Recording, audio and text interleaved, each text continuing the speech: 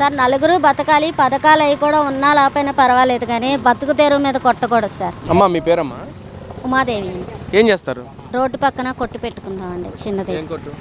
పునుగులు, బజ్జీలు అవి. ఎలా ఉంది? వ్యాపారం బాగుందా? పర్వాలేదు కానీ పోలీస్ పరిపాలన మాత్రం చాలా బాగుంది. ఎందుకంటే రోడ్డు మీద వెళ్ళేవాళ్ళు వచ్చేవాళ్ళు ఏమనుకోకుండా ఎక్కడికక్కడ కాపలా ఉంటున్నారు. ఇంకోటి చుట్టుపక్కల మొత్తం కూడా కొంచెం శుభ్రంగా ఉంది. ఈ తెలుగుదేశం పార్టీ వచ్చిన తర్వాత చాలా బాగుంది. అదేంటమ్మా తెలుగుదేశం వచ్చిన తర్వాత చంద్రబాబు ప్రజలను పట్టించుకోవాలని చెప్పి అంటున్నారు కొంతమంది. లేదు సార్, ఎందుకంటే పబ్లిక్లోకి వస్తేనే కదా సార్ తెలిసేది. పబ్లిక్లోకి రాకుండా ఎక్కడి నుంచి అంటే ఎలా తెలుస్తుంది? ఏదైనా పబ్లిక్లోకి వచ్చి మీరు ఏం జరుగుతుంది ఎలా ఉంది అని ఎవరైనా అడిగితే చెప్తారు కానీ బాగాలేదనని మన పైకి తెలిసింది అనకూడదు కదా. అంటే చంద్రబాబు నాయుడు గారు పథకాలు ఇస్తా అని చెప్పారు, సూపర్ 6 అంటూ. సూపర్ 6 లేదు, సూపర్ 7 లేదు, ప్రజలు మోసం చేస్తున్నారు చంద్రబాబు అంటా ఉన్నారు. లేదు సార్, వస్తున్నాయి కానీ మధ్యలో మాట్లాడే వాళ్ళ వల్లనే అలా జరుగుతుంది తప్ప వస్తానికి వస్తున్నాయి, అన్నీ వస్తున్నాయి. కాకపోతే తెలీదు అని పైన చెప్తున్నారు ఇలాగా. అంటే మీ ఇంట్లో ఏమన్నా పథకాలు వచ్చినాయమ్మా? తల్లికి వందనం కానీ లేదా రైతు అమ్మఒడి పడింది సార్. పడింది సార్. ఎంత పడింది? 14,000 పడ్డాయి సార్. 14,000 పడ్డాయి. మరి గత 5 ఏళ్ల పాలనలో ఎలా ఉంది మీకు జగన్మోహన్ రెడ్డి పరిపాలన? మాకు అప్పుడైతే ఏం లేదు సార్, ఇప్పుడే కొంచెం పర్వాలేదు సార్. అప్పుడైతే మేము ఎన్ని తిరిగినా కానీ మాకేమీ అవ్వలేదు. ఇప్పుడైతే చాలా బాగుంది సార్. అంటే ప్రజలంతా కంపేర్ చేసుకుంటున్నారు జగన్మోహన్ రెడ్డి పాలనకి చంద్రబాబు పాలనకి అని చెప్పి మాట్లాడుతుంది. ఎందుకంటే జగన్మోహన్ రెడ్డి సూపర్ పాలన అందించాడు అంటున్నారు. లేదు సార్, జనాల్లోకి వచ్చి చూస్తేనే కదా సార్ ఏదైనా తెలిసేది. మనం తెలియకుండా అనకూడదు, జనాల్లోకి వచ్చి చూసి జనాలను అడిగితేనే కదా ఎవరైనా చెప్పేది. అంటే జగన్మోహన్ గారు ప్రజల్లోకి రావట్లేదా? ఎవరు వస్తారు సార్? ఆ టైంలో కనపడతారు, ఆ టైం దాటిన తర్వాత ఎవరు కనపడరు. ఇప్పుడు మేము ఇక్కడ ఈ రోడ్డు మీద ఇలా పెట్టుకోవాలన్నా కానీ తెలుగుదేశం పార్టీలో ఉన్న వాళ్ళని అడిగి మంచితనంగా మేము ఇక్కడ ఇలా పెట్టుకుంటున్నామని అడిగాం కాబట్టి వాళ్ళు వచ్చి మా వెనక నిలబడి పెట్టుకోండి అమ్మా ఎవరైతే ఏమైందనని చెప్పబట్టి మేము వచ్చి ఇలా రోడ్డు మీద పెట్టుకొని అమ్ముకుంటున్నాం. అన్నా క్యాంటీన్ అనేది సార్ రోడ్ల మీద ఎంతోమంది ఉంటున్నారు సార్. ఇప్పుడు ఒక 5 రూపాయలు ఎవరైనా అడిగినా ఇస్తారు.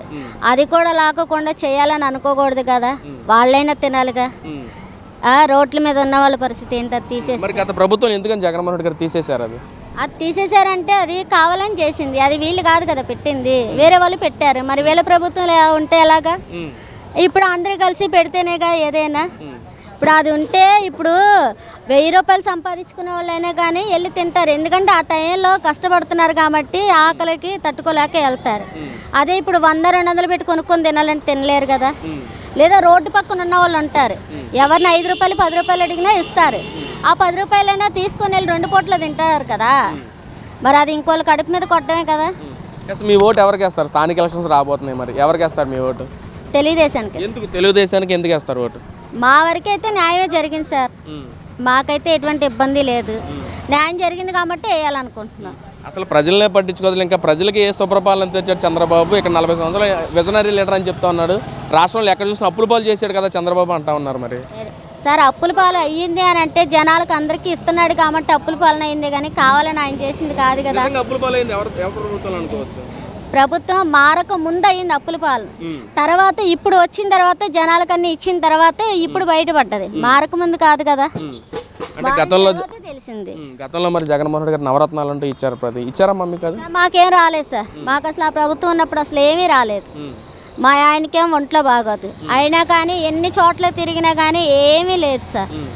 ఇప్పుడైనా కొంచెం పర్వాలేదు, వాళ్ళని పట్టుకుంటే ఏమైనా పనులు అవుతున్నాయి తప్ప. అసలు ప్రజలకి పథకాలు కావాలా, డెవలప్మెంట్ కావాలంటారా? సార్ నలుగురు బతకాలి, పథకాలు అవి కూడా ఉన్నా లేకపోయినా పర్వాలేదు కానీ బతుకు తెరువు మీద కొట్టకూడదు సార్. మరి ఇప్పుడు ఎవరు పనులు చేసుకుంటున్నారు? పనులు దొరుకుతున్నాయి? అసలు పనులు దొరుకుతున్నాయి సార్. అప్పుడు మీద ఇప్పుడు చాలా పర్వాలేదు.